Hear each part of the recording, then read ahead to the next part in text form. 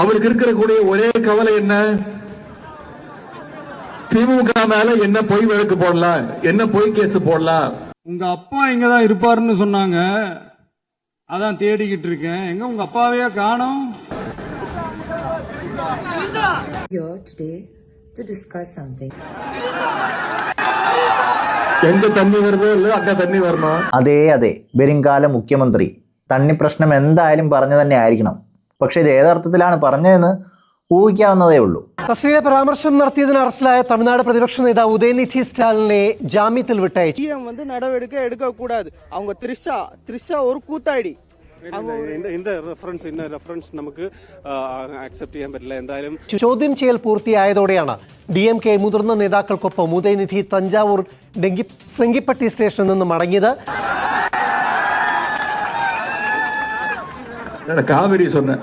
Hello, I M Mukesh Yadav Madhav. ഇവിടെയൊക്കെ ഇതിനെ ന്യായീകരിക്കുന്നവർ കുറേ പേര് കാണുമായിരിക്കും. അവരൊക്കെ എന്തറിഞ്ഞിട്ടാണ് ന്യായീകരിക്കുന്നതെന്ന് അറിയത്തില്ല.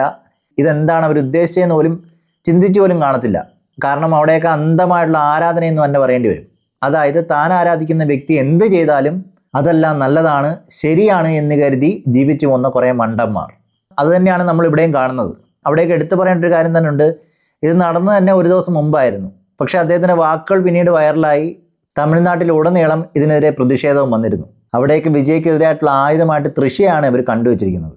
ഒരുപക്ഷെ ഇങ്ങനൊരു സാഹചര്യം ഉണ്ടാവാതെ നോക്കേണ്ടതും ഇതുപോലുള്ള പേഴ്സണൽ കാര്യങ്ങൾ എടുത്തുകൊണ്ടുവന്ന് വിമർശിക്കുന്ന രീതി അതൊട്ടും ഉത്തമമല്ല എന്ന് മാത്രമേ പറയാൻ കഴിയത്തുള്ളൂ.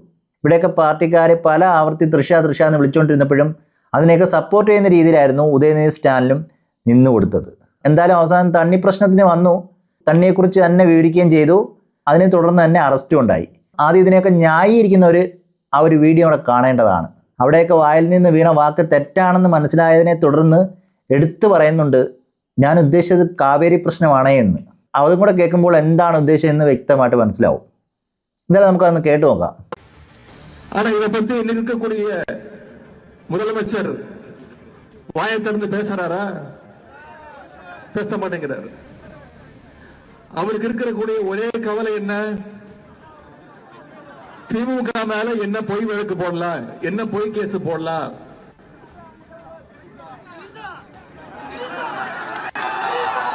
எங்க தண்ணி வருதோ இல்ல அங்க தண்ணி வரணும். കാവേരി சொன்னேன். അതെ, തണ്ണി എവിടെ വരണം? അവിടെയൊക്കെ പലരും തൃശ എന്ന് വിളിച്ചു പറയുമ്പോഴും അതിനെയൊക്കെ സപ്പോർട്ട് ചെയ്ത് തന്നെ പറയുന്നുണ്ട് തണ്ണിയെക്കുറിച്ച് തന്നെ. ഒരുപക്ഷെ ഇവിടെ മാന്യതയില്ലാത്ത സംസാരം എന്ന് തന്നെ പറയേണ്ടി വരും. കാരണം ഈ പൊളിറ്റിക്സിലൊന്നും തൃശ എന്ന് പറയുന്ന വ്യക്തി ഇല്ല. അതുപോലെ തന്നെ വിജയുടെ പേഴ്സണലായിട്ടുള്ള ലൈഫുമാണ്. അത് പേഴ്സണൽ ലൈഫ് മാത്രമാണ്. അവിടെയൊക്കെ അത് രാഷ്ട്രീയത്തിലോട്ട് കൊണ്ടുവന്ന് വളരെ മോശമായിട്ട് ചിത്രീകരിക്കുന്ന രീതി, അതിനെ പ്രോത്സാഹിപ്പിക്കുന്ന ഒരു രീതിയാണ് നാളത്തെ മുഖ്യമന്ത്രിയാണെന്ന് പലരും പറയുന്ന ഉദയനിധി സ്റ്റാലിന് ചെയ്തു വന്നത്. അവസാനം കയ്യിൽ നിന്ന് പോയ സമയത്താണ് പറയുന്നത്, ഞാൻ ഇതൊന്നുമല്ല ഉദ്ദേശിച്ചത്, കാവേരി പ്രശ്നമാണ് ഉദ്ദേശിച്ചത് എന്ന രീതിയിലൊരു വാക്കിലാണ് അത് അവസാനിപ്പിക്കുന്നത്. ഇവിടെയൊക്കെ ഇവർക്ക് വ്യക്തമായിട്ടുള്ള അജണ്ടയുണ്ട്. അതായത് വിജയെ എങ്ങനെയെങ്കിലും തകർക്കണം. അതിനിപ്പം ഇലക്ഷന് മുന്നേ ആയാലും അത് കഴിഞ്ഞിട്ടായാലും തൃശ എന്നുള്ള പേരാണ് ഇവർ ഏറ്റവും കൂടുതൽ ഉപയോഗിക്കുന്നത്. ഇലക്ഷന് മുമ്പ് ഇവർ കുറേ തൃശ എന്നുള്ള പേരൊക്കെ ഉപയോഗിച്ച് പല പ്രകടനങ്ങളും മോശമാക്കുന്ന രീതിയിലുള്ള പ്രവർത്തനങ്ങളൊക്കെ ചെയ്തതാണ്.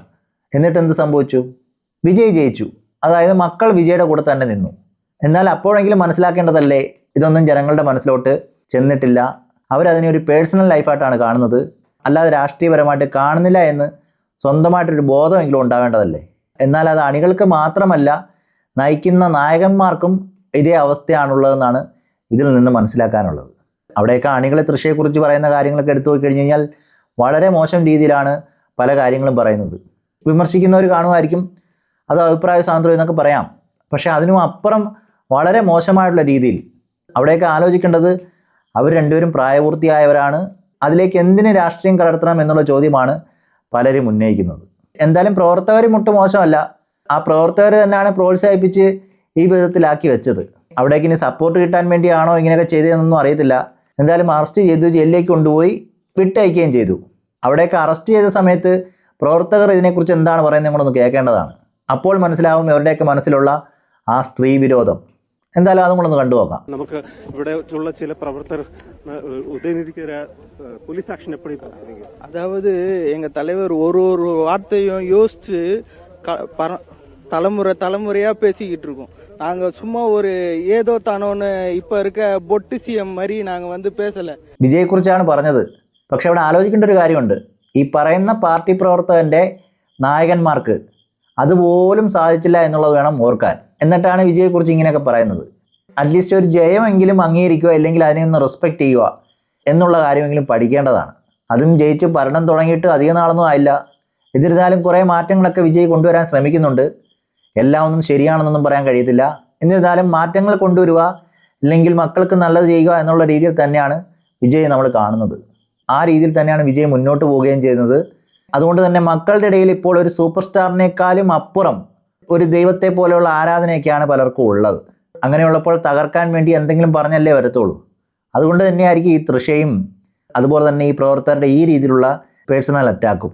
എന്തായാലും ബാക്കിയുടെ കേൾക്കുമ്പോൾ മനസ്സിലാവും എന്താണ് ഈ പ്രവർത്തകർ ഉദ്ദേശിക്കുന്നതെന്ന്. சரிங்களா? பொட்டு சிஎம் மாதிரி நாங்கள் ஒன்றும் பேசலை. நீதிக்கும் நியாயத்துக்கும் நேர்மைக்கும் போராடின கட்சி திராவிட முன்னேற்ற கட்சி. சரிங்களா?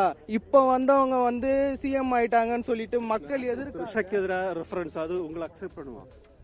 த்ரிஷான்றது ஒரு ஆக்டர். அது வந்து சிஎம் வந்து நடவடிக்கை எடுக்கக்கூடாது. சிஎம் வந்து நடவடிக்கை எடுக்கக்கூடாது. அவங்க த்ரிஷா ஒரு கூத்தாடி. இந்த റെഫറൻസ് നമുക്ക് അക്സെപ്റ്റ് ചെയ്യാൻ പറ്റില്ല. എന്തായാലും ആ മാധ്യമപ്രവർത്തകനെ അഭിനന്ദിച്ചേ പറ്റൂ. കാരണം ആ ഒരു വിഷയം നീട്ടിക്കൊണ്ടു പോവാതെ, ഇല്ലെങ്കിൽ ഒരു സ്ത്രീയെ അപമാനിക്കുന്നത് സമൂഹത്തിലോട്ട് ഇട്ടുകൊടുക്കാതെ അവിടെ നിന്ന് മാറിപ്പോയത്, അതൊക്കെ ഒരു സാധാരണ പൗരൻ കണ്ടുപിടിക്കേണ്ടതാണ്.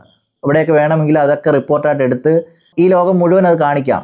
അതായത് തൃഷയെക്കുറിച്ച് എതിർ പാർട്ടിക്കാർ എന്താണ് പറയുന്നത്. ഇവിടെ തൃഷ ഒരു പാർട്ടിയിലും ഉണ്ടെന്ന് പോലും അറിയത്തില്ല. തൃഷ ഒരു നടിയാണെന്ന് തന്നെ ഈ വ്യക്തി തന്നെ പറയുന്നത്. എന്നിരുന്നാലും വിജയ്ക്കുള്ള ആയുധമായിട്ട് തൃഷയെ കൊണ്ടുവരുമ്പോൾ തൃഷയെ വില്ലത്തിയായിട്ട് ചിത്രീകരിക്കുക തന്നെ ചെയ്യുന്നുണ്ട്.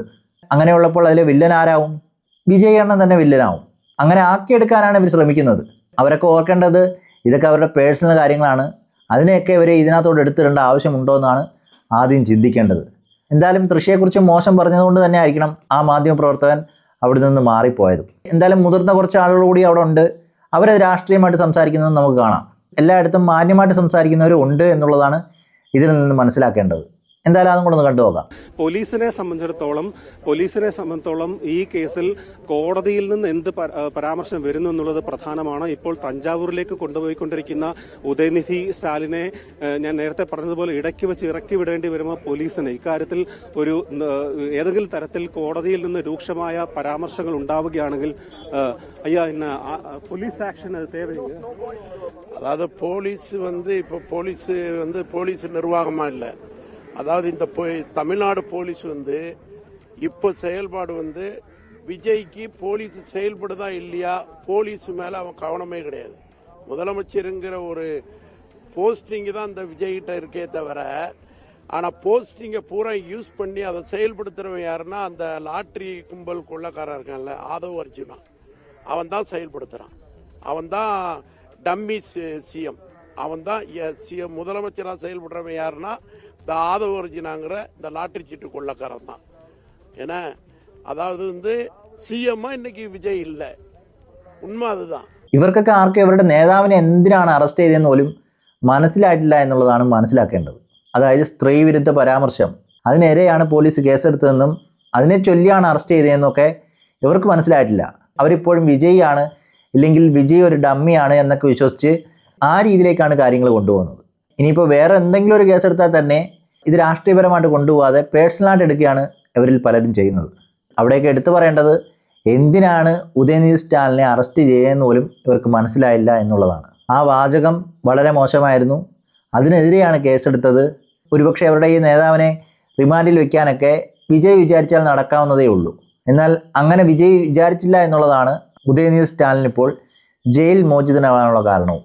എന്നിരുന്നാലും എന്തുകൊണ്ടാണ് ഇങ്ങനെ സംഭവിച്ചതെന്ന് മാധ്യമപ്രവർത്തകർ വീണ്ടും ആവർത്തിച്ച് ചോദിക്കേണ്ട അവസ്ഥയാണ് വന്നിരിക്കുന്നത്. അത് തന്നെയാണ് നമ്മളിവിടെയും കാണുന്നത്. அதாவது எப்படின்னா, உதயநிதி எதிர்கட்சி தலைவர் நாளைக்கு பட்ஜெட் கூட்டம் ஆரம்பம். அந்த பட்ஜெட் கூட்டத்தை உதயநிதி அவர்களை எதிர்த்து பேஸ் பண்ற திராணி தகுதி இந்த தாவேக்காவுக்கும் இந்த போலி சிஎம் இருக்கான இந்த விஜய் இவனுக்கோ அவனுடைய தற்குறி எம்எல்ஏக்கள் அமைச்சர்களுக்கோ கிடையாது. அந்த தற்குறி அதனால தான் இவன் இன்னைக்கு அரெஸ்ட். இதுக்கு திரிசாங்கிற அந்த திரிசாவை இவர் சொல்லலையே, இவர் வாயிலேயே அந்த திரிசாவை இவர் சொல்லவே இல்லை. அங்க ஆடியன்ஸ் ஒருத்தவங்க சொல்றாங்க நமக்கு இங்க தண்ணி கிடைக்காது. ഓക്കെ നമുക്ക് ആ പരാമർശങ്ങൾ നമുക്ക് എന്തായാലും ആവർത്തിക്കേണ്ട കാര്യമില്ല. നിമ്മി, നമ്മൾ നേരത്തെ പറഞ്ഞതുപോലെ രണ്ട് കാര്യങ്ങളാണ്. ഒന്ന്, ഈ DMKയുടെ പ്രവർത്തകർ ആവർത്തിക്കുന്നത് ഇതേ കാര്യങ്ങളാണ്. നേരത്തെ ഈ തർക്കുരി പരാമർശത്തിനടക്കം വിജയ് പലപ്പോഴും മറുപടി നൽകിയിട്ടുള്ളതാണ്. ഈ ആളുകൾ പറയുന്ന രണ്ട് പ്രധാനപ്പെട്ട ആക്ഷേപങ്ങൾ: ഒന്ന്, നാളെ ബജറ്റ് സമ്മേളനം ചേരുന്നു, പ്രതിപക്ഷ നേതാവിനെ അതിനു മുൻപ് നിയമസഭയിൽ നിന്ന് മാറ്റാനുള്ള ശ്രമമാണ്. രണ്ടാമത്തേത്, തൃശയുമായി ബന്ധപ്പെട്ട ഒരു പരാമർശവും നടത്തിയിട്ടില്ല. പിന്നീട് ഈ നിലയിലുള്ള ഒരു പരാമർശവും ഉദയനിധി സ്റ്റാലിൻ നടത്തിയിട്ടില്ല, ഒരു പരാമർശവും നടത്തിയില്ല എന്നുള്ളതാണ്. പക്ഷേ സദസ്സിൽ നിന്ന് ഒരു പ്രതികരണം ഉണ്ടാകുമ്പോൾ അതിനെ തിരുത്തുന്ന നിലയിൽ പ്രതികരിക്കേണ്ട ഉത്തരവാദിത്തം ഒരു ഉത്തരവാദിത്തപ്പെട്ട രാഷ്ട്രീയ നേതാവ് എന്ന നിലയിൽ ഉദയനിധിക്ക് ഉണ്ടായിരുന്നു. അപ്പോൾ സദസ്സിന്റെ കയ്യടിക്ക് വേണ്ടി ദ്വയാർത്ഥ പരാമർശം നടത്തുകയായിരുന്നില്ല അദ്ദേഹം ചെയ്തത്. ഋഷയ്ക്കെതിരെ ഉള്ള പരാമർശങ്ങൾ, ഈ പരാമർശങ്ങൾ ഏറ്റുപാടുന്ന DMKയുടെ അണികളെയാണ് നമ്മൾ നിർഭാഗ്യവശാൽ കാണുന്നത്. ഇത്തരത്തിലുള്ള ഒരുപക്ഷെ വിവാദ പരാമർശങ്ങളിലേക്ക് പോകുന്നത് നമുക്കും അനുവദിക്കാൻ കഴിയില്ല. എന്തായാലും അങ്ങനെയാണെങ്കിൽ ചോദ്യം ചോദിക്കുന്ന ഒരു തൃഷയെക്കുറിച്ച് പറയുമ്പോൾ ഉത്തരം തൃഷയുടെ പേര് ചൊല്ലി പറയാതിരുന്നു കഴിഞ്ഞാൽ തൃഷയ്ക്കെതിരെ ഒരു പരാമർശവും നടത്തിയില്ല എന്നാണോ അർത്ഥമാക്കേണ്ടത്? അങ്ങനെയല്ല. ഇത് കേൾക്കുമ്പോൾ തന്നെ വ്യക്തമായിട്ട് മനസ്സിലാവും ഏത് അർത്ഥത്തിലാണ്, ഏത് രീതിയിലാണ് പറഞ്ഞത്, ആർക്കുള്ള മറുപടിയാണ് കൊടുത്തതെന്ന്. അതിനുശേഷം അത് തെറ്റായി എന്ന് മനസ്സിലാക്കിയത് കൊണ്ട് തന്നെ ആയിരിക്കണം കാവേരി പ്രശ്നത്തെക്കുറിച്ചാണെന്നുകൂടി എടുത്തു പറഞ്ഞത്. അതുകൊണ്ട് ആർക്കും മനസ്സിലായില്ല എന്നായിരിക്കും അവർ കരുതിയിരുന്നത്. എന്നാൽ പോലീസ് കേസെടുത്തു, അറസ്റ്റ് ചെയ്യുകയും ചെയ്തു. ഒരുപക്ഷെ അവിടെയൊക്കെ വിജയ് പറഞ്ഞൊരു കാര്യമുണ്ട്: സ്ത്രീകൾക്കെതിരായിട്ട് ആര് ശബ്ദിച്ചാലും അതിനെതിരെ ശക്തമായുള്ള നിലപാടെടുക്കും. പക്ഷേ ഇവിടെ ഉദയനിധി സ്റ്റാലിൻ്റെ കാര്യത്തിൽ അല്പം അയവെടുത്തു എന്ന് തന്നെ പറയാം. അതുകൊണ്ട് തന്നെ ആയിരിക്കണം റിമാൻഡിലോട്ടോ അങ്ങനെയൊന്നും ചെയ്യുന്നില്ല എന്ന് സർക്കാർ കോടതിയെ അറിയിക്കുകയും ചെയ്തത്. എന്തായാലും ആ സമയത്ത് നടന്ന കാര്യങ്ങൾ കൂടെ നമുക്കൊന്ന് കേട്ടു നോക്കാം. ECRലുള്ള ഉദയനിധി സ്റ്റാലിന്റെ വീടിന് മുന്നിലാണ് ഞാൻ നിൽക്കുന്നത്. ഇവിടെ കുറച്ച് പ്രവർത്തകർ മാത്രമാണ് ഇപ്പോൾ ഉള്ളത്. ബാക്കിയുള്ളവരെ പോലീസ് ഈ വഴിയിൽ നിന്ന് അവിടേക്ക് മാറി നിൽക്കാൻ ആവശ്യപ്പെട്ടിരിക്കുകയാണ്. വീടിനുള്ളിൽ ഉദയനിധിയുടെ ഭാര്യ കൃതിക അടക്കമുള്ളവരാണ് നിലവിൽ ഉള്ളത്. ഇന്ന് രാവിലെയാണ് വളരെ നാടകീയമായി തഞ്ചാവൂരിൽ നിന്നുള്ള പോലീസ് സംഘം ECRലെ ഉദയനിധിയുടെ വീട്ടിലേക്ക് എത്തിയത്. ഇന്നലെ തഞ്ചാവൂരിലെ പരിപാടിയിലാണ് ഉദയനിധി ഈ വിവാദ അശ്ലീല പരാമർശം നടത്തിയത്. അതിനെതിരെ TVKയുടെ വനിതാ വിഭാഗം പരാതി നൽകി. നിമിഷങ്ങൾക്കുള്ളിൽ പോലീസിന്റെ സാന്നിധ്യം ഇവിടെ പോലീസ് സംഘം ഇവിടെ എത്തുകയായിരുന്നു. അതിനുശേഷം ഉദയനിധിയെ അറസ്റ്റ് ചെയ്യുക തന്നെയാണ് നീക്കം എന്ന് മനസ്സിലായതോടെ മുതിർന്ന DMK നേതാക്കൾ അടക്കം ഇവിടേക്ക് എത്തുകയും വലിയ പ്രതിഷേധം ഉയർത്തുകയും ചെയ്തു. അഭിഭാഷകർ വരുന്നതിന് വേണ്ടി കാത്തിരിക്കണമെന്ന് ആദ്യം ആവശ്യപ്പെട്ടു. അഭിഭാഷക സംഘം എത്തിയതിനു ശേഷം ഉദയനിധിയോട് ഞങ്ങൾ ആന്റിസിപ്പേറ്ററി ബെയിൽ, മുൻകൂർ ജാമ്യ ഹർജി നൽകിയിട്ടുണ്ട്, അതിൽ തീരുമാനമാകും വരെ കാത്തിരിക്കണമെന്ന് പറഞ്ഞു. കോടതി 12 മണി വരെ ഇതിൽ നടപടി പാടില്ല എന്ന് പോലീസിന് നിർദ്ദേശം നൽകണമെന്ന് സർക്കാർ അഭിഭാഷകരോട് പറഞ്ഞതിന് തൊട്ടു പിന്നാലെ മദ്രാസ് ഹൈക്കോടതിയുടെ ഉത്തരവ് വന്നതിന് പിന്നാലെ ഉദയനിധിയോട് വാഹനത്തിലേക്ക് കയറാൻ പോലീസ് ആവശ്യപ്പെടുകയാണ് ചെയ്തത്. അദ്ദേഹത്തെ ഇപ്പോൾ തഞ്ചാവൂരിലേക്ക് കൊണ്ടുപോകുന്നു എന്നുള്ളതാണ് നമുക്ക് മനസ്സിലാക്കുന്ന വിവരങ്ങൾ. തഞ്ചാവൂരിലേക്ക് കൊണ്ടുപോവുകയാണ്. അല്പസമയത്തിനകം കോടതി ഈ വിഷയം പരിഗണിക്കുമെന്നാണ് നമ്മൾ പ്രതീക്ഷിക്കുന്നത്. ആ സമയത്ത് ഇത് കോടതി അലക്ഷ്യമാണ്, പോലീസിന്റെ അതിവേഗ നടപടി നീക്കം കോടതി അലക്ഷ്യമാണ് എന്ന് പറയും എന്നുള്ളതാണ് പറഞ്ഞിരിക്കുന്നത്. എന്തായാലും 10 മണിക്കൂറിന് ശേഷം ഉദയനിധി സ്റ്റാലിൻ പുറത്തു വന്നിട്ടുണ്ട്. അവിടേക്ക് എടുത്തു പറയേണ്ടത് നാളെ നടക്കുന്ന ബഡ്ജറ്റ് സമ്മേളനത്തിൽ ഉദയനിധി സ്റ്റാലിൻ വരാതിരിക്കാൻ വേണ്ടി ചെയ്തതാണെന്നൊക്കെയാണ് പ്രതിപക്ഷം ആരോപിക്കുന്നത്. അതായത് വിജയ്ക്കെതിരെയും ഭരണപക്ഷത്തിരിക്കുന്നവർക്കെതിരെയും നല്ല രീതിയിൽ ആഞ്ഞടിക്കുന്ന ഒരു വ്യക്തി, അവരുടെ പ്രതിപക്ഷ നേതാവ്, ആ വ്യക്തി നാളെ ബഡ്ജറ്റ് സമ്മേളനത്തിൽ പങ്കെടുക്കാതിരിക്കാൻ വേണ്ടി ചെയ്തതാണ് എന്ന രീതിയിലും പറഞ്ഞു വയ്ക്കുന്നുണ്ട്. ഇവിടെ അപ്പോഴും പാർട്ടിക്കാർ സ്വന്തം നേതാവിനെ ന്യായീകരിച്ച് മുന്നോട്ട് പോവുകയാണ്. അതിനുദാഹരണമാണ് അദ്ദേഹം വന്നിറങ്ങിയപ്പോൾ സ്വീകരണവും. 10 മണിക്കൂറിൽ അറസ്റ്റിലായി 10 മണിക്കൂറിലാണ് ഇപ്പോൾ ഉദയനിധിയെ പോലീസ് വിട്ടയക്കുന്നത്. തഞ്ചാവൂർ സംഗിപ്പട്ടി പോലീസ് സ്റ്റേഷനിൽ വെച്ചായിരുന്നു ചോദ്യം ചെയ്യൽ. ഏകദേശം ഒരു മണിക്കൂറോളം നീണ്ട ചോദ്യം ചെയ്യലിനൊടുവിലാണ് ഇപ്പോൾ ഉദയനിധിയെ വിട്ടയച്ചിരിക്കുന്നത്. വലിയ ഒരു ആവേശം തന്നെയായിരുന്നു ഈ പോലീസ് സ്റ്റേഷന് പുറത്തുണ്ടായിരുന്നത്. DMK പ്രവർത്തകർ എല്ലാം തന്നെ ഉദയനിധി അവിടെ എത്തിയപ്പോൾ മുതൽ തന്നെ തടിച്ചുകൂടി നിന്നതാണ്. ഉദയനിധി പുറത്തേക്ക് വന്നപ്പോൾ വൻ വരവേൽപ്പാണ് ഉദയനിധിക്ക് നൽകിയത്. ഷാളിട്ടും മാലയിട്ടും എല്ലാം തന്നെ സ്വീകരിച്ചു. എന്തായാലും നിലവിൽ മുതിർന്ന DMK പ്രവർത്തകർ ഉദയനിധിക്കൊപ്പമുണ്ട്. ഇവരുമൊത്ത് ചെന്നൈയിലേക്ക് വിമാനമാർഗം ഉദയനിധി എത്തും. നാളെ നടക്കുന്ന ബജറ്റ് സമ്മേളനത്തിൽ, നിയമസഭാ സമ്മേളനത്തിൽ ഉദയനിധി പങ്കെടുക്കും. ഇവിടെയൊക്കെ എടുത്തു പറയേണ്ട ഒരു കാര്യം, ഇങ്ങനൊരു കേസ് വരാൻ തന്നെ കാരണം സ്ത്രീത്വത്തെ അപമാനിച്ചു എന്നുള്ള രീതിയിൽ തന്നെയാണ് പലരും ഇതിനെ കാണുന്നതും അതിനെതിരെ കേസിന് പോകാനും തുടങ്ങിയത്. അത് വിജയുടെ പാർട്ടി മാത്രമല്ല, പല പാർട്ടികളും അതിനെതിരെ രംഗത്ത് വന്നു. അതായത് തൃഷയ്ക്കേറെ പറഞ്ഞ വാക്കുകൾ അത് ദ്വയാർത്ഥ പ്രയോഗമാണ്, അത് വളരെ മോശമാണ്, സ്ത്രീത്വത്തെ അപമാനിക്കുന്നത് തന്നെയാണ് എന്ന് പറഞ്ഞുകൊണ്ട് തന്നെയാണ് പല എതിർ പാർട്ടികളും രംഗത്ത് വന്നത്. അവിടേക്ക് ഇപ്പോഴും മറുഭാഗത്തുള്ള സ്റ്റാലിൻ്റെ പാർട്ടി പറയുന്നത് അവരുടെ നേതാവ് ഒരു കുറ്റവും ചെയ്തിട്ടില്ല, അത് അദ്ദേഹത്തിൻ്റെ അഭിപ്രായ സ്വാതന്ത്ര്യമാണ് എന്നുള്ള രീതിയിലാണ് അതിനെ ന്യായീകരിക്കുന്നത്. ഇവിടെയൊക്കെ വ്യക്തമായിട്ട് ആ വീഡിയോ കാണുന്നവർക്ക് മനസ്സിലാവും ഏത് രീതിയിലാണ് ആ വാചകം പറഞ്ഞതെന്നും ഏത് രീതിയിലാണ് അത് ഉദ്ദേശിച്ചതെന്നും. അവസാനം താൻ ഉദ്ദേശിച്ചത് അതല്ല എന്നുകൂടി എടുത്തു പറയുമ്പോഴാണ് അതിൻ്റെ പൂർണ്ണമായിട്ടുള്ള അർത്ഥം ഇങ്ങനെയാണോ എന്ന് പലരും ചിന്തിച്ചു പോകുന്നത്. എന്തായാലും കേസെടുത്തിട്ടുണ്ട്, അന്വേഷണം നടക്കും. 1 മണിക്കൂർ അദ്ദേഹത്തെ ചോദ്യം ചെയ്തു, ഇപ്പോൾ വിട്ടയക്കുകയും ചെയ്തു. എന്തായാലും തൃഷ എന്ന് പറയുന്നത് ഇപ്പോൾ വിജയ്ക്കേറെ പ്രയോഗിക്കാൻ കഴിയുന്ന ഒരു ആയുധമായിട്ടാണ് എതിർ പാർട്ടിയിലെ പല ആളുകളും നോക്കിക്കണ്ടുവരുന്നത്. ഇങ്ങനൊരു സംഭവം ഉണ്ടായതുകൊണ്ട് തന്നെ ഇനി ഇത് ആവർത്തിക്കുമെന്ന് എനിക്ക് തോന്നുന്നില്ല. എന്തായാലും ഈ വീഡിയോ നിർത്തുന്നു. അടുത്ത വീഡിയോയുമായി കാണുന്നവരേക്കും ഓക്കെ, ബൈ, സീ യു.